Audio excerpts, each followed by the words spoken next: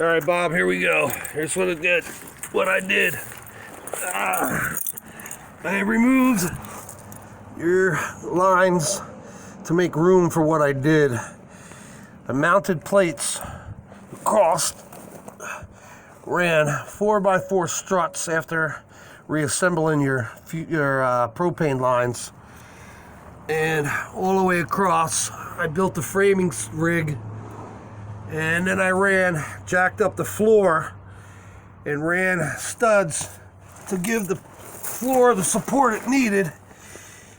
Here's the other cleat there, and I remounted everything.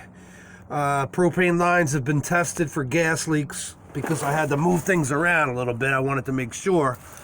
And then they're going around all up underneath. Same thing on the other side. I don't need to crawl back underneath there.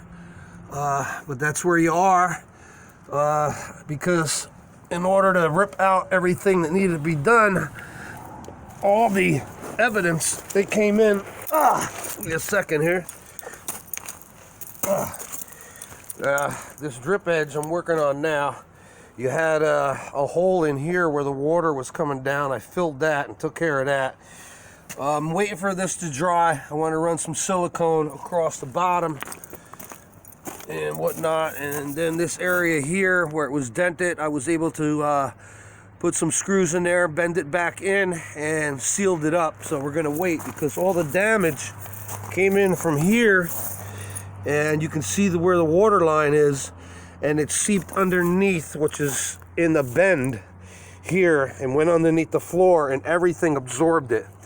Now, to save you money, this whole section of the interior, from the back, the walls up, and everything would have to be removed to replace that. Probably from that point there. Here, I'll just give you a peek here of the other side. The plates and stuff that were put on. As you can see how it's done underneath. Definitely is 98.8% better inside. The floor,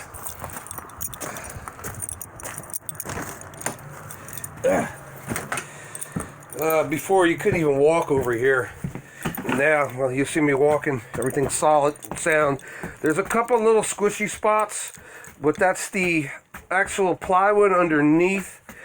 Let that dry out. I didn't cut anything. I did everything from underneath because all this would have to be taken out, and I didn't want to have to do that and hand you a bill for like $5,000. Okay, so in the future, if you want, let that dry out and see how that works out, because this is solid now. It's definitely solid. The whole area here under the table and whatnot.